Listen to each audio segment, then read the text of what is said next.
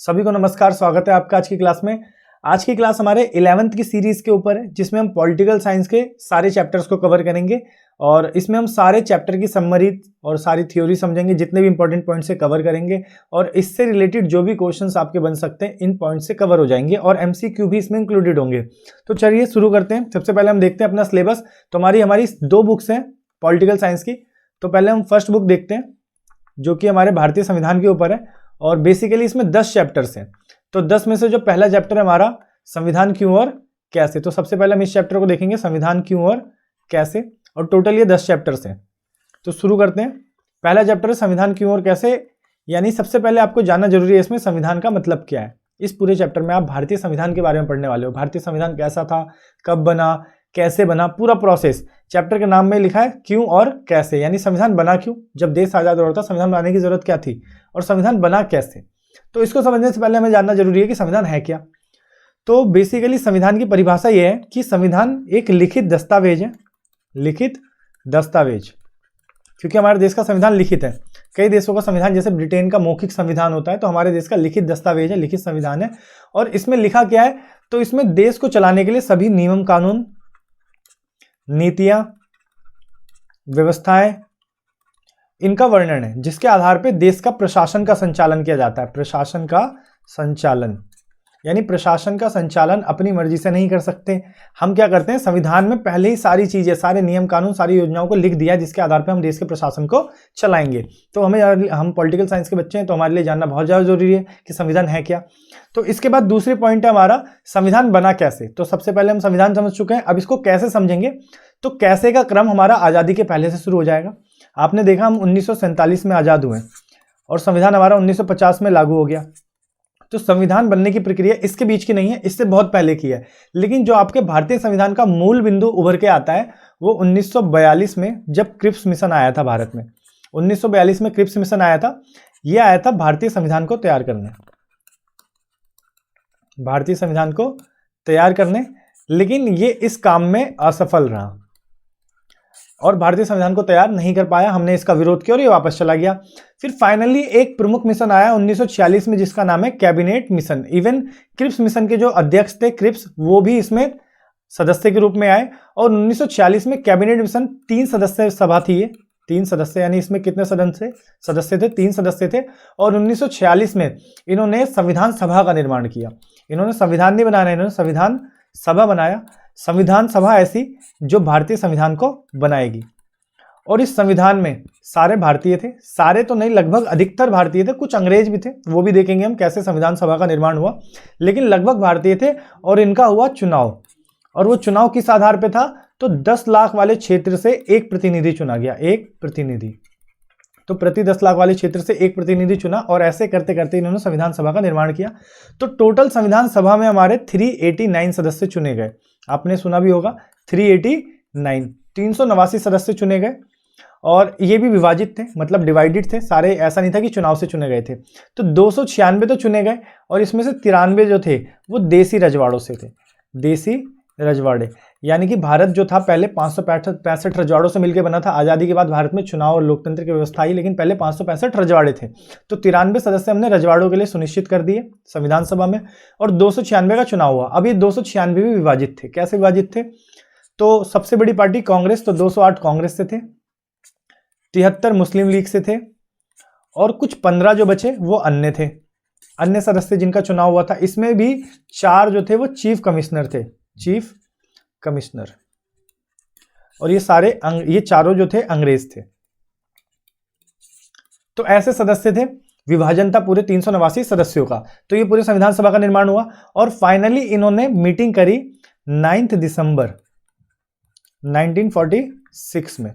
और ये मीटिंग इनकी दिल्ली में हुई, क्योंकि संविधान बनाने के लिए मीटिंग तो करनी पड़ेगी ना। सभा बन गई, टीम बन गई, डिसाइड कर लिया कहां से कितने सदस्य होंगे, लेकिन अभी तक ये डिसाइड नहीं हुआ मीटिंग कैसे होगी, कब होगी, और मिलेंगे जब भी तो संविधान बनेगा। तो सबसे पहली बार इन्होंने 9 दिसंबर 1946 को दिल्ली में बैठक हुई, और ये इसकी प्रथम सभा थी, प्रथम सभा। और इसमें प्रमुख चीज ये थी कि सभा का कोई स्थायी अध्यक्ष नहीं था, क्योंकि पहली बार तो सब मीटिंग इकट्ठा होकर कर ही रहे थे। तो इस समय इनका अध्यक्ष जो चुना गया वो अध्यक्ष अस्थायी था, अध्यक्ष था अस्थायी। तो वो अध्यक्ष कौन थे, तो वो अध्यक्ष थे हमारे डॉक्टर सच्चिदानंद सिन्हा। जो कि ये रहे हमारे डॉक्टर सच्चिदानंद सिन्हा। डॉक्टर सच्चिदानंद सिन्हा को अस्थायी रूप से प्रथम सभा का अध्यक्ष चुना गया, क्योंकि वो सबसे ज्यादा अनुभवी थे, एजिड थे, तो इन्होंने डिसाइड किया जो सबसे ज्यादा अनुभवी है आज वो अध्यक्षता कर ले। तो ये हमारी पहली बैठक हो गई जो बहुत इंपॉर्टेंट है, 9 दिसंबर को ही 1946 में दिल्ली में। इसके बाद आगे क्रम में बढ़ते हैं, तो इसके बाद हम 2-3 बैठकें और देखेंगे, जैसे हमारी सेकंड बैठक जो हुई वो 2 दिन बाद हुई, यानी कि 11 दिसंबर को। अब इस बैठक में प्रमुख चीज ये हुई कि उन्होंने स्थायी अध्यक्ष चुना, स्थायी अध्यक्ष, क्योंकि अस्थायी अध्यक्ष से संविधान कैसे बनाया जा सकता है, और स्थायी अध्यक्ष के रूप में चुनाव हुआ और डॉक्टर राजेंद्र प्रसाद को हमारे संविधान सभा का स्थायी अध्यक्ष चुना गया, जो आगे चल के हमारे राष्ट्रपति भी बने। इसके बाद इसकी थर्ड बैठक देखेंगे, वो भी इंपॉर्टेंट है। तो इसकी थर्ड बैठक भी इसके 2 दिन बाद यानी 13 दिसंबर को हुई, 13 दिसंबर 1946 में हुई। अब इस दिन प्रमुख बात यह थी कि जवाहरलाल नेहरू, हमारे जो जवाहरलाल नेहरू थे, जो हमारे देश के प्रथम प्रधानमंत्री भी बने, उन्होंने उद्देश्य प्रस्तावना पेश किया। जवाहरलाल नेहरू, इनके द्वारा उद्देश्य प्रस्तावना पेश किया गया। अब उद्देश्य प्रस्तावना का मतलब आप ऐसे समझो कि जब संविधान निर्माण हो रहा है तो उसके प्रारंभ में, उसके मूल में कुछ मूल बातें होनी चाहिए, मूल बातें जो उसके प्रारंभ में होनी चाहिए या सबसे आवश्यक बातें होनी चाहिए, और इसे संविधान में प्रमुख दर्जा देना चाहिए।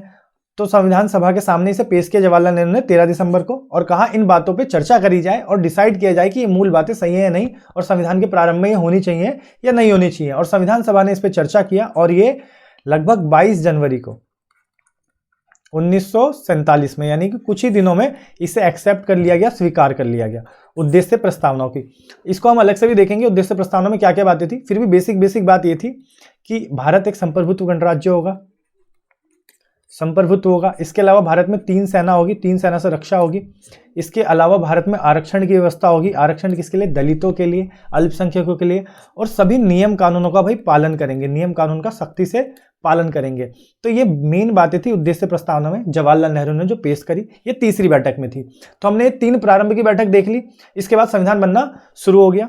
इसके बाद की बात करें तो संविधान को बनते बनते हमारे 2 वर्ष 11 महीने और 18 दिन लग गए, यानी 9 दिसंबर को शुरू हो गया और 3 बैठकें इंपॉर्टेंट हो गई, और भी बहुत सारी हुई, लेकिन हमें सारी नहीं जाननी, बहुत सारी हुई थी, 166 के आसपास बैठकें हुई। तो 2 साल 11 महीने 18 दिन में संविधान बनकर तैयार हुआ, और जो संविधान हमारा रेडी हो गया, यानी बनकर तैयार हो गया, वो 26 नवंबर 1949 को तैयार हो गया। 26 नवंबर 1949 को संविधान तैयार हो गया। इसलिए हम इसे संविधान दिवस या विधि दिवस या कानून दिवस के रूप में बनाते हैं, क्योंकि इस दिन कानून बनकर हमारा तैयार हो गया था। लेकिन मुद्दा यह है कि हमारा संविधान लागू इस दिन नहीं हुआ। हमारे संविधान को लागू इसके 2 महीने बाद 26 जनवरी 1950 को लागू किया गया, जो गणतंत्र दिवस के रूप में मनाया गया, गणतंत्र दिवस के रूप में मनाया गया। तो देखेंगे आप लगभग बनने के बाद 2 महीने का गैप रखा गया, 2 महीने।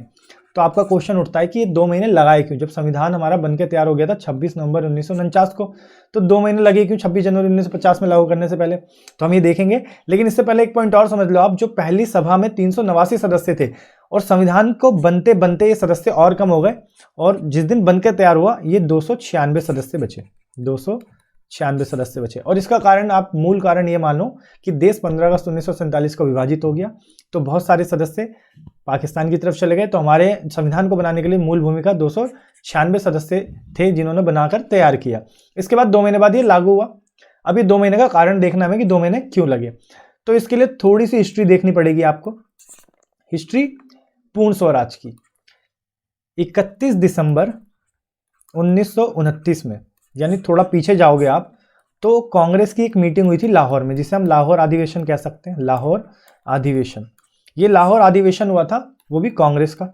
अधिवेशन का मतलब मीटिंग हुई थी, जिसके जो अध्यक्ष थे, यानी हर मीटिंग के एक अध्यक्ष होते हैं, वो JLN थे। JLN मतलब जवाहरलाल नेहरू। अब जवाहरलाल नेहरू ने ऐसा क्या किया कि 2 महीने लग गए संविधान लागू करने में। तो देखते हैं इसे आगे, 1 मिनट। तो हुआ ये कि इस दिन पूर्ण स्वराज की मांग हुई, पूर्ण स्वराज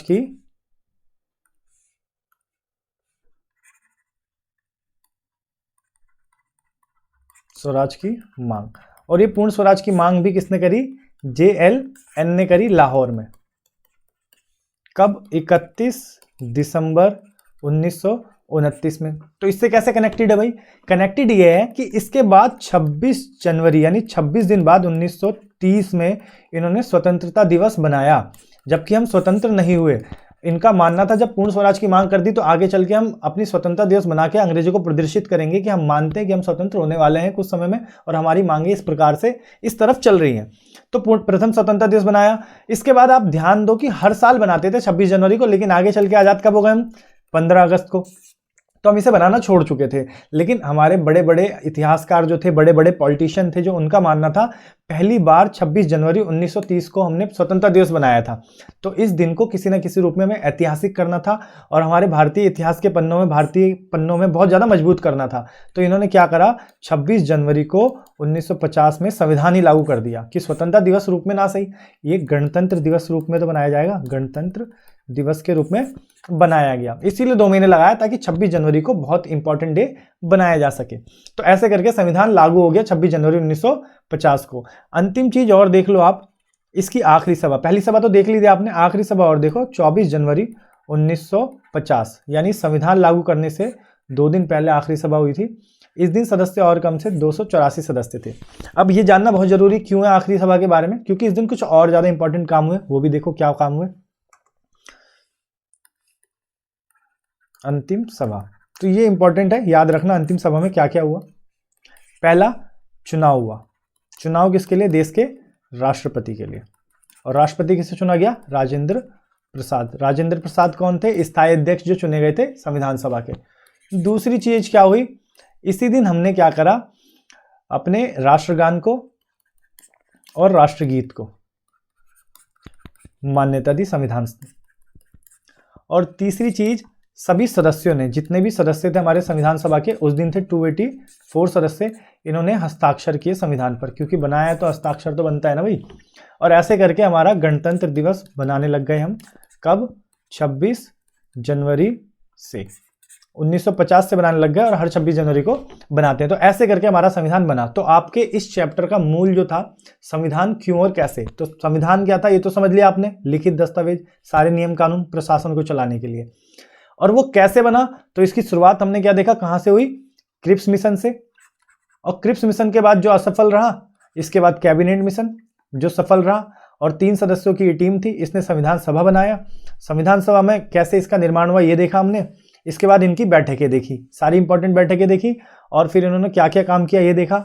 संविधान बनकर तैयार हुआ, फिर उसके बाद 2 महीने बाद लागू हुआ। 2 महीने क्यों लगे हमने ये भी देख लिया। और ऐसे करके पूरा संविधान हमारा बनकर तैयार हो गया।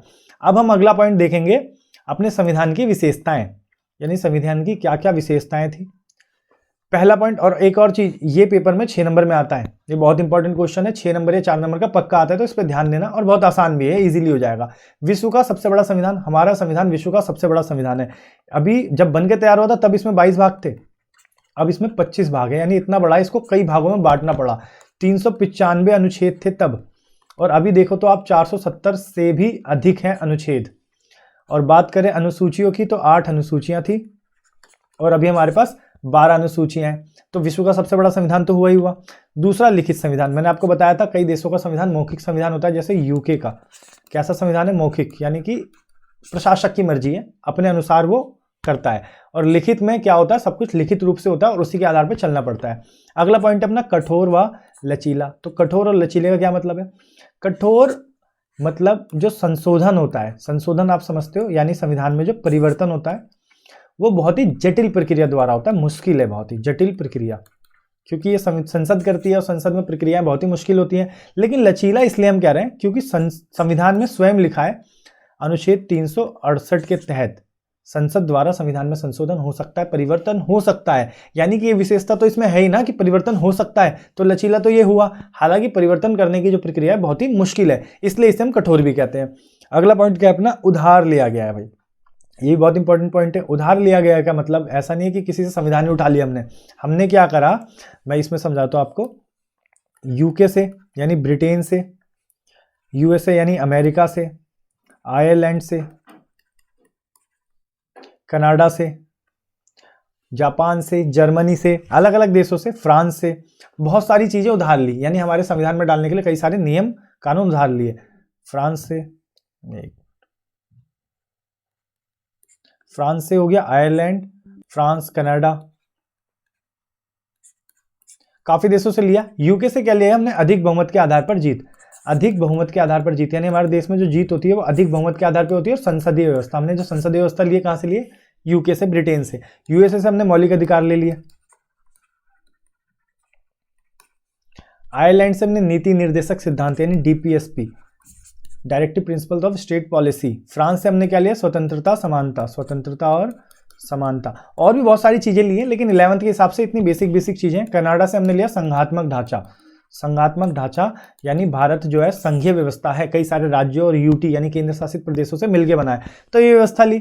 इसके बाद आप देखोगे मौलिक अधिकार, मैंने अभी समझाया, अमेरिका से मौलिक अधिकार लिए। मौलिक अधिकार कितने हैं भाई?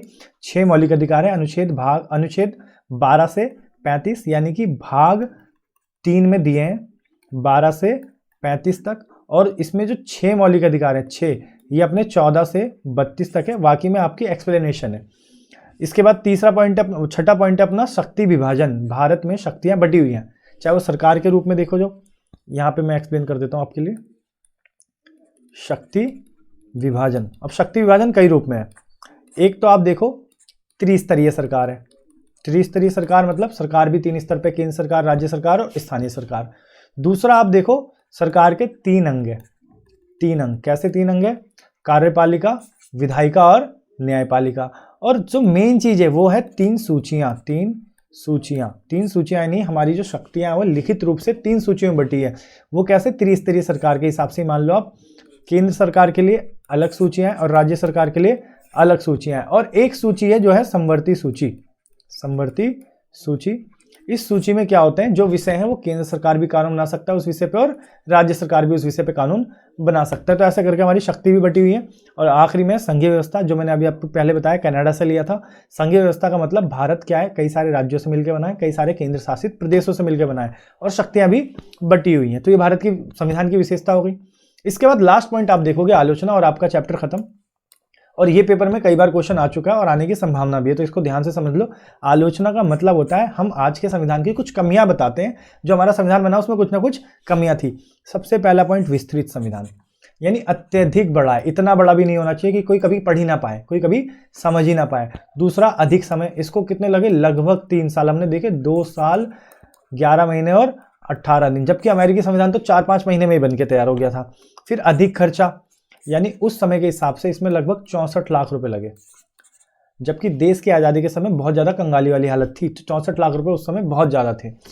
और सबसे बड़ी बात तो मेरे हिसाब से मेरे को लगती है गांधीवादी से दूर। गांधीवादी दूर यानी गांधी जी के किसी विचार को इसमें शामिल किया तो गया, लेकिन गांधी जी इसमें इंक्लूड नहीं थे। आप देखोगे संविधान सभा में गांधी जी नहीं थे, और बहुत ज़्यादा राय विचार भी गांधी जी से नहीं किया गया। अंग्रेजी हस्तक्षेप, हम बना रहे थे संविधान भारतीयों के लिए, और इसमें सदस्य भी ज़्यादातर भारतीय थे, लेकिन अंग्रेजी हस्तक्षेप थे। हम कई बार अपनी सभाओं को लिए इजाज़त लेते थे। इसके लिए मैंने बताया आपको 4 चीफ कमिश्नर भी थे। चीफ कमिश्नर यानी वो क्या कर रहे हैं हमारे भारतीय संविधान सभा में? भारत का संविधान बन रहा है, अंग्रेज क्या कर रहे हैं? तो ये भी एक कमी थी। वकीलों का स्वर्ग, ज़्यादातर इसमें कौन थे? सिर्फ और सिर्फ वकील, चाहे अम्बेडकर जी हो, चाहे नेहरू जी हो, चाहे पटेल जी हो, बड़े बड़े वकील थे। और आज भी इसका उपयोग कौन कर पाता है? ज़्यादातर वकील ही कर पाते हैं। वकीलों के लिए ही फायदेमंद है, फायदेमंद तो सबके लिए, लेकिन इसका यूज़ किस तरीके से इसके आधार पर न्याय ले पाएंगे, ये सारा काम किसके हाथ में है?